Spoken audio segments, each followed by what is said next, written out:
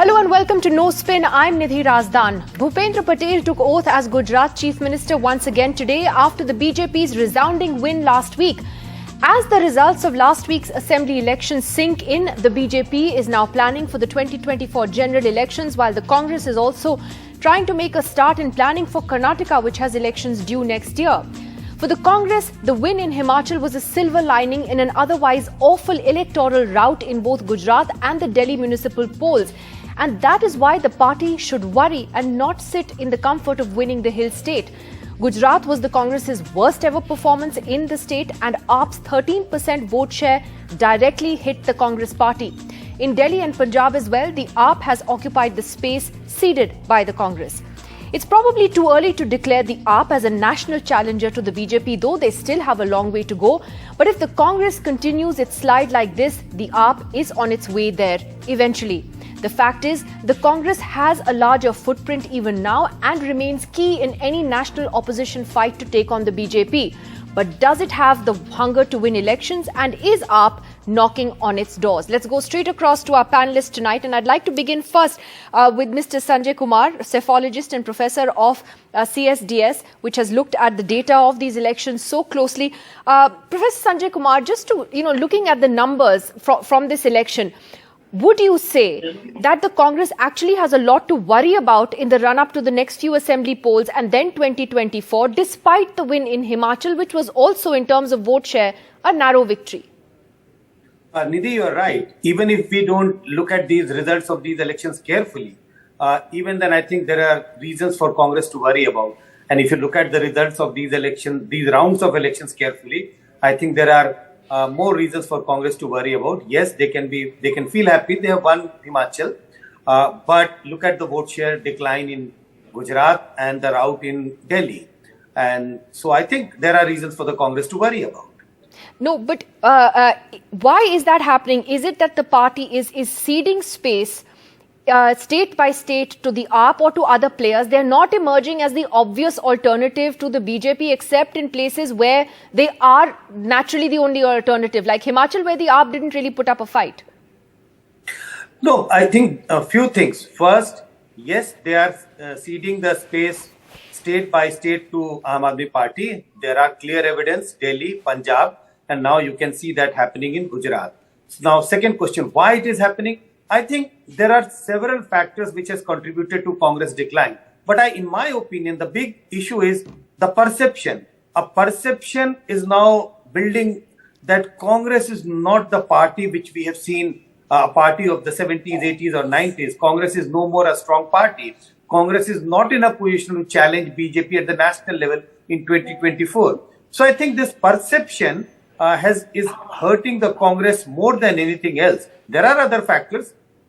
Weak leadership at the center, infighting in the party at the state levels. Those are all other factors. But I think perception that people started losing faith in this party as a natural challenger to BJP at the national level. So even the fence-sitters tend to look for other parties which can pose a challenge to BJP. I think that's damaging the party a lot. We have Pranav Jha, spokesperson of the Congress, joining us this evening as well. Pranav Jha, just wanted to ask you that the question is, does the Congress today have the hunger to win elections the way, say, the BJP does, which is a 24/7 election machinery? But perhaps that's what the Congress needs to do in order to actually win. You pretty much skipped the Gujarat campaign and actually campaigned better in Himachal, where you did better.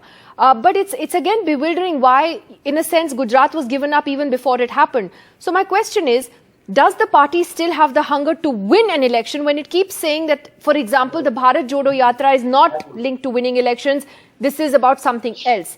Is that necessarily the right approach, Pranav?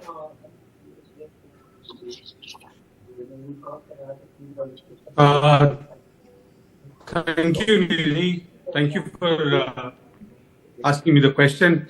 And before me, my several reasons. And in fact, he began by saying that Congress is ceding space.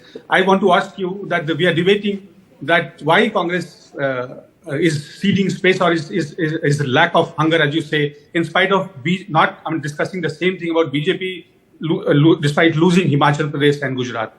If I were to ask you, see, that perception is built by primarily media nowadays, and so I mean people start believing like that. But let me tell you, at our home, at the moment, as we debate this in the central headquarters, there are Karnataka leaders sitting, 18, 19 of them, or senior leadership, and they are in a huddle, planning, strategizing the Karnataka elections. I'm saying that the image that people had built, or probably the media had built, and there's a continuous narrative saying that Congress is not the main party. I'm sorry, that has changed, and that has changed. It's not been 48 hours because people did not give us chance in Himachal. If you look at the clear discourse, and they said, see, if I take one by one what Sanjay said, that we are ceding space. What do you call ceding space? That we lost, Himachal, Aam Aadmi Party tried to do everything. They could not, therefore we won. We lost the amount of vote. They could have done better in Gujarat had AAP had not played the spoiler. We lost Uttarakhand or Goa because the Aam Aadmi Party had played the spoiler. So the question is, are they playing for the central role in the election range, or are they trying to harm the Congress? Congress is that what you call the central point around which the opposition wears, and probably they are trying to. I mean, that's another debate. I'll come to the next thing that he said, that weak leadership. Did BJP lose Himachal because of weak leadership? Sanjay ji, I'd like to know that. Did Himachal was lost by BJP because of infighting, or for that matter, because of infighting in Delhi? No. You see, you learn from mistake. You learn from your experience. Congress party today is on a rebound. Congress party has started. It has had internal elections. It has new set of leadership at the forefront. It is trying to do new things. You will see more action in days to come. And yes, we are not a one-person centric party like BJP. But Pranav, I had mentioned the Karnataka meetings right at the beginning, which you were pointing out just now, which is a change in the Congress, certainly, that from the last few years. But my question really is that are you not worried that those who traditionally did vote for the Congress moved away and voted for AAP, because AAP cut right into your vote share? Now, I'm looking at some great data that the Indian Express has put out today, where they've pointed out how Muslim majority areas in Gujarat, and very few Muslim legislators anyway come to the Gujarat Assembly. I think there were only 3 last time. But nevertheless, a substantial chunk of that vote has gone away from the Congress in this election. So is the Congress not worried about that? When you invited me for this debate, I thought this was a good opportunity to tell the people who watch your debate regarding that particular question, that AAP is the real opposition? Is that AAP the real alternative to BJP? No, my dear friend, no. To all the panelists here, my friend Sanjay, both Sanjay is there, and the viewers, everyone watching here. See, political parties stay relevant long only because of ideology. If you do not have ideology, if you do suitability politics, you will only be alive for a while. As long as people are not able to see you through. You can't to be a national narrative. You have to have a national ideology. You can't say that मैं हिंदू हूँ तो हिंदुत्व ही करूँगा. You can't say that in Goa. You can't say that when your northeastern elections are happening. It has to be about constitution. It has to be about suitability. And Congress has remained because it has a central ideology, and it has been its core. It's just that people need to understand. People could differentiate that in Himachal Pradesh. They had the option of voting for AAP or getting their vote divided. But no, they're learned people. They're discernible people. It's a state which has. Right. Okay, Pranav, let me take this to your former colleague Sanjay Jha, who's also joining us. Let me also welcome Reena Gupta of the AAP, Mr. Prakash Chandra Sharma of the BJP as well.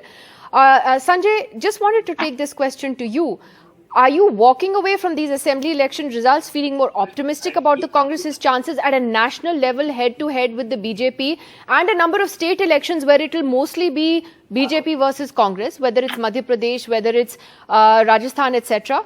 Or are you too worried about their prospects? To be honest, Nidhi, mixed feelings. I will agree that Himachal Pradesh is a sliver of hope for the Congress, a message to the party that if you really put your foot forward and fight a campaign aggressively, you can beat the BJP. The BJP, this whole perception that the Modi-Shah double engine is unbeatable is a massive myth manufactured by what I call as mostly the right-wing leaning media. I'm not NDTV, not at all, which is why I guess you guys are at the receiving end of a lot of government anger. But I do not agree with Pranav when he seems to discount the Gujarat results. Please remember, Aam Aadmi Party has the fundamental right to compete in a political space if it feels that the Congress is a low-hanging fruit that can be plucked. Pranav, calm down. Pranav, calm down. We are friends. Let's not interrupt each other. The truth is that you cannot blame the Aam Aadmi Party for nosing around in different places, because the Aam Aadmi Party, Nidhi, sees Congress as one that they can subsume. And that is the tragedy of the grand old party, that it needs to reverse at the earliest. And if the Congress party does not do a Punjab on Karnataka, I agree with Pranav that the Congress today, based on the feedback I get from a lot of people I know in Karnataka, is in pole position. Next year's elections, Nidhi, once again, if you look at Madhya Pradesh, Chhattisgarh, Rajasthan, and even Telangana, I don't see AAP coming into the game at all. Now, the positive for the Congress is that the Aam Aadmi Party, despite their massive megaphone and everything else, they could not really get those spectacular numbers they were expecting in Gujarat, which gives the Congress party an opportunity. Resurrect yourself and reclaim your territory. And the message here for the 2024 Nidhi is this: when it comes to national elections, I don't think the Aam Aadmi Party will be a significant player. I still see the Congress as being the linchpin of an opposition unity. Please remember, in Delhi, where Aam Aadmi Party has an overwhelming majority in the assembly, they get 0 seats in the Lok Sabha. I don't see any seat coming to them out of the Gujarat results where they have got whatever vote share. I think when it comes to the Lok Sabha, you'll see once again the Congress getting the traction. But critical for the Congress is to resurrect itself, and do not, for God's sake, tell yourself that you're just doing a Bharat Jodo Yatra. It's a fantastic game, but you still got to play your politics right. Let me get Mr. Prakash Chandra Sharma from the BJP in this as well. Is there a lesson here, Mr. Sharma, for the BJP also, that while it is clearly very strong nationally, it is still vulnerable in states? And Himachal's results have demonstrated that, as have previous assembly election results also. So if the opposition actually was to get its act together, which is a big if, and look at even fighting the Lok Sabha state by state, which is what some opposition leaders are suggesting, could it actually pose a serious challenge to the BJP in 2024? Nidhi, one thing we need to understand. Number one, if you have to evaluate the future, you have to go to the past data. As far as we are talking about the Congress or Aam Aadmi Party or any regional party, we need to understand, in India, there is a politics was there with the dynasty politics, and now the new propaganda politics came, whereas the BJP politics is the representative politics. So we are taking more and more. We are not worrying with the Himachal data. We fought very well and we are neck to neck now. So now the challenge is there. If we talk about the Himachal data, you talk about the Delhi data, you talk about the by-elections, we are performing in a very consistent manner, very organic manner. And this is a politics of development where people is getting accepted of. So we are not worrying about anything. We are just doing the public welfare work. We are not doing the politics for this dynasty part to safeguard our family, to safeguard our own people, but we are doing for the public. And public is there with us. Now, in the terms of the social data, when the social media is so high, so many watchdogs are there, do you believe the public influence, we can influence without doing anything and just putting them on a propaganda, the people will vote for us? It is not like that. Whatever they are fighting, it is there, the fighting for the number 2, number 3, number 4 position. We are fighting with our ideology. Our ideology is very firm. I want to tell you, the first government, the Aam Aadmi Party, collaborated with the Congress and they came into the power. So just to get the power, as per their adjustment, they are doing pick and choose. In this, now the Manpuri by-election, they have not given the candidate over there. Why? Because their ideology is just to support the dynasty politics, the family politics of the Yadav family, to to the Gandhi family. So this kind of Look, situation Prakashji, is there. So public. I can point out to you a long list of BJP leaders who also come from family-run parties or are from dynasties. No, So Nidhi, the dynasty let me argument reply doesn't you. hold any longer. Every party has dynasts in them, it is not. including dynasty yours, is which there. has happily taken them No, from the it Congress is and elsewhere. From Motilal Vora to Jawaharlal Nehru to Indira Gandhi to Rajiv Gandhi to Sonia Gandhi to Rahul Gandhi and Priyanka Gandhi. What is this? It is this. You see in BJP, we are performing very continuous performances. My point is, you also have so many dynasts. leaders So are that's there. not the only we argument. are not putting the pick and choose. But We you're are not saying doing that. that you don't see any challenge at all, which is I suppose the confidence and that's a great place to be in at the moment. But Reena Gupta of the AAP, would you say honestly that it's still too early to project the AAP as the national alternative? You've made a start, but you have a long way to go to emerge as the national alternative to the BJP. The Congress is still, at the moment, it has the cadre, it is in power in more states. It is still important, isn't it, for any real meaningful opposition to the BJP in the next election? Nidhi, Aam Aadmi Party will replace all the corrupt Jumlawaj parties, whether it's Congress or it's Bharatiya Janata Party. We saw that in Punjab, we replaced the Congress party, and in Delhi MCD, we replaced the Bharatiya Janata Party. For us, it's very important that the country sees real development. Why is it that 75 years after independence, both of these traditional parties have not managed to make sure that the country has access to basic services? Good hospitals, good schools. But Reena, my question is different. My question is based on the AAP's record in terms of election wins, vote share, etc. Is it too early to say the AAP is the national alternative? Nidhi, that's the point that I'm making. For us, it is important that we talk about real issues, real development, and the kind of work we want to do. We will take this model everywhere in the country. Wherever people resonate with our model, they'll vote for us.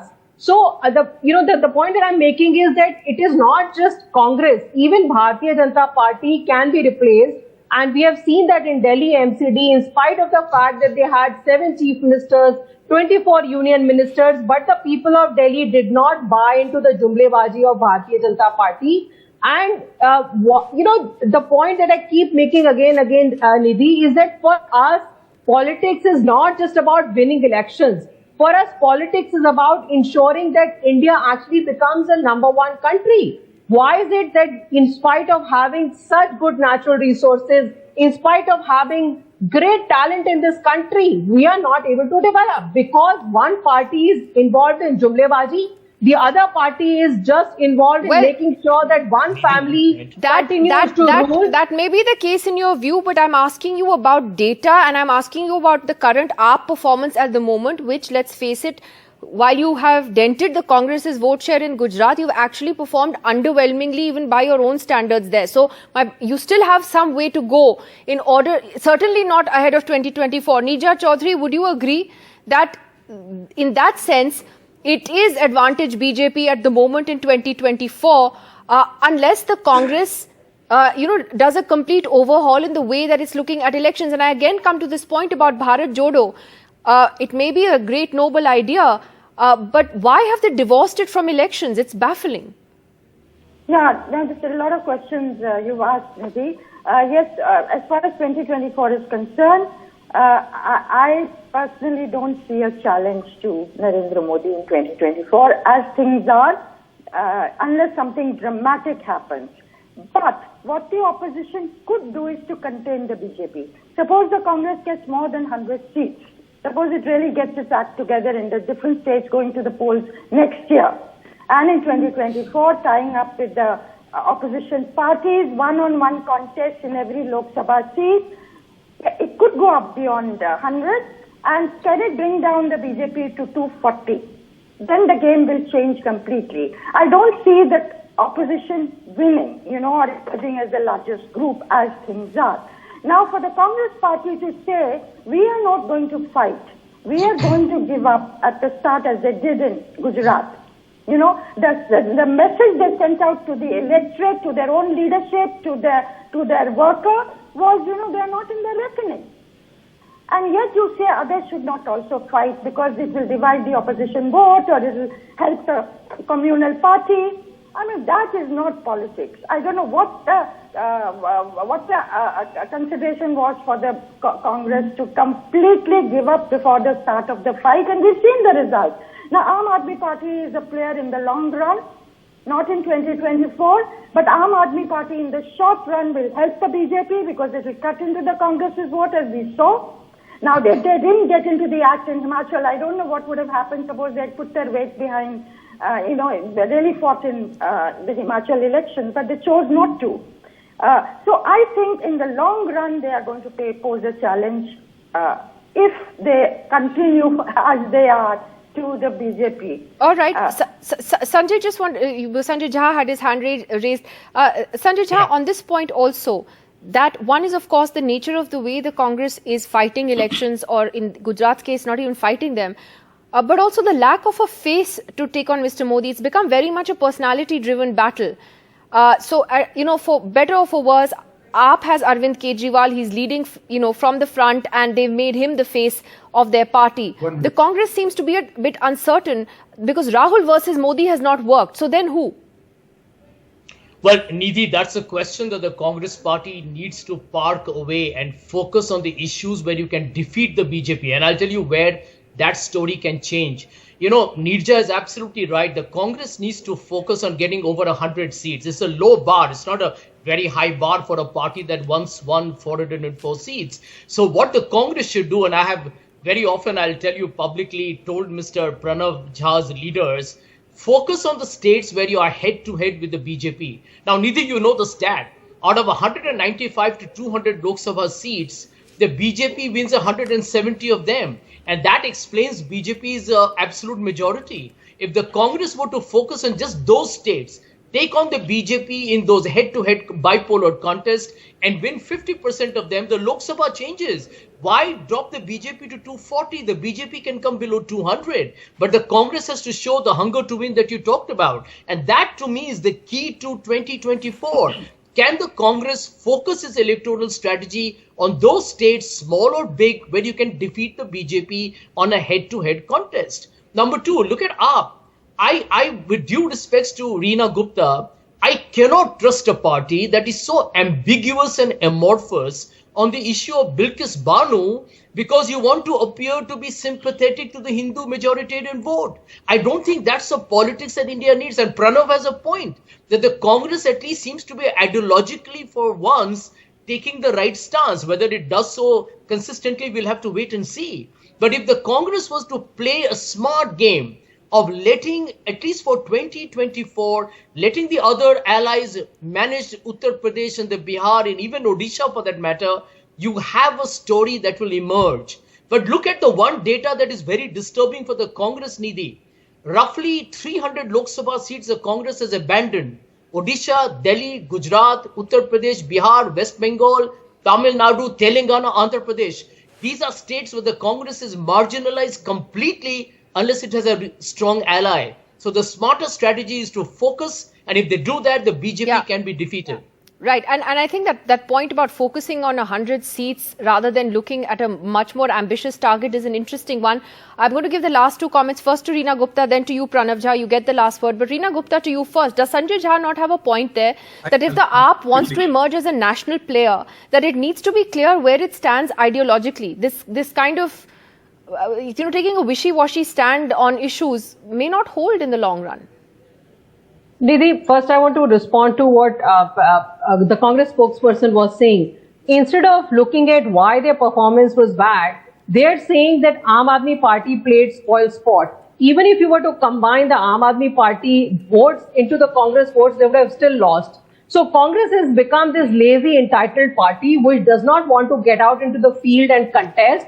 They want to just sit back and relax and then hold Aam Aadmi Party accountable. That's point number one. Point number two, what is Mr. Sanjay Jha, what ideology of Congress is he talking about? Congress has partnered with AIUDF, it has partnered with ISF, it is still using the perpetrators of 1984 Sikh riots for campaigning. What ideology are we talking about? As far as Bilkis Banu is concerned, we all spoke about Bilkis Banu. We said those papers should not be released. I'm saying it again. I've said it before on your program. No, you I'm saying didn't. it again. And I don't know if Mr. Kejriwal has I've uttered a said word it about again. it. I've said it before and I'm saying it again that Bilkis Bano rapist should be behind bars.